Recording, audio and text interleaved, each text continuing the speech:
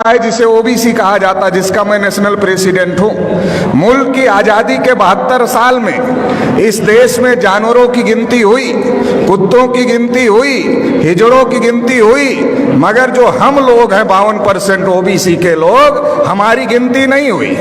OBC के लोगों को ब्राह्मण हमेशा इस काम पे लगाता है कि इनको मुसलमानों से लड़ाई करने के काम पर लगाते रहो। जब ये मुसलमानों से लड़ाई करने के काम पर लगे रहेंगे तो ये अपने हक अधिकार की आवाज बुलंद नहीं करेंगे, और जब ये अपने हक अधिकार की आवाज बुलंद नहीं करेंगे तो इनके हक अधिकार पर ब्राह्मण कब्जा कर करके रखेगा। आजादी के 72 साल में हमारी गिनती हिंदू के नाम पर करते रहे और हमारे सारे हक अधिकार पर ब्राह्मणों ने कब्जा कर लिया।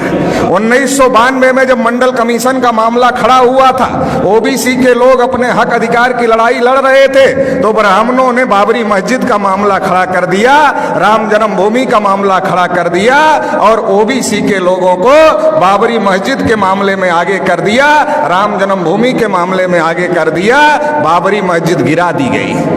और जो ओबीसी की नौकरियां थी, जो 12 करोड़ नौकरियां ओबीसी को मिलने वाली थी, वो ओबीसी को नहीं मिली, उस पर ब्राह्मणों का आज भी कब्जा है। और मुसलमानों की मस्जिद चली गई, मतलब हमारी नौकरियां चली गई, आपकी मस्जिद चली गई, और रिजल्ट आया ब्राह्मणों के फेवर में, मंदिर बन गया। अभी मोदी जी अपने को ओबीसी कहते हैं, मगर उन्होंने ट्रस्ट घोषित किया, ट्रस्ट में एक भी ओबीसी के आदमी को मेंबर नहीं बनाए।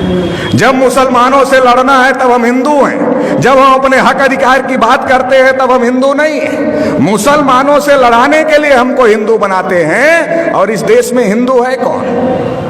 ओबीसी के लोगों को ब्राह्मणों ने हजारों साल से शूद्र बनाकर रखा, पढ़ने लिखने के अधिकार से, धन संपत्ति रखने के अधिकार से, बोलने सुनने के अधिकार से, सभी अधिकार से वंचित करके रखा। लिखा मनुस्मृति में, अगर आंख से ज्ञान देख ले तो आंख में सूजा डाल देना चाहिए, उच्चारण करे तो जीभ काट लेना चाहिए, और अगर कान से ज्ञान का एक शब्द सुन ले तो कान में शीशा पिघलाकर डाल देना चाहिए, ये लिखा।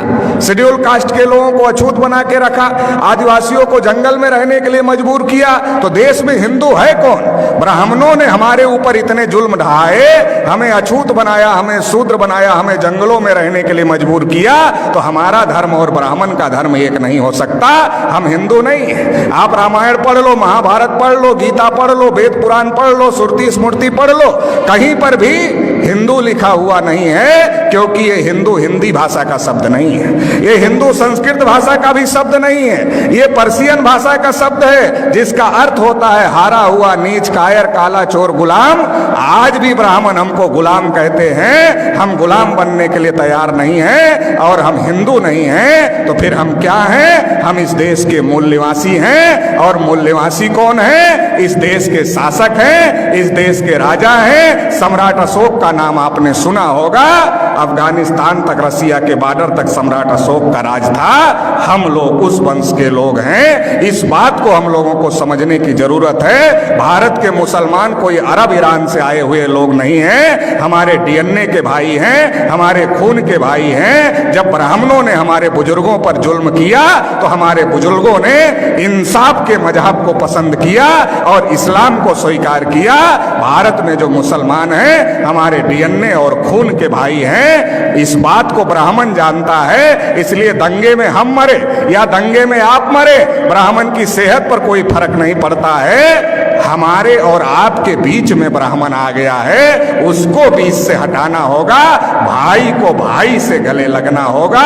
ब्राह्मणों ने हजारों साल से हमको मजलूम बना के रखा, 72 साल में मुसलमानों को मजलूम बना दिया है। इसलिए मजलूम को इकट्ठा होना होगा, और जो ब्राह्मणों ने नाइंसाफी का निजाम कायम किया है, इसे ध्वस्त करना होगा और इंसाफ कायम करना होगा। इंसाफ की इस लड़ाई में आप साथ देंगे, इतना ही कहते हुए आपने मुझे सुना, इसके लिए आभार, धन्यवाद। जय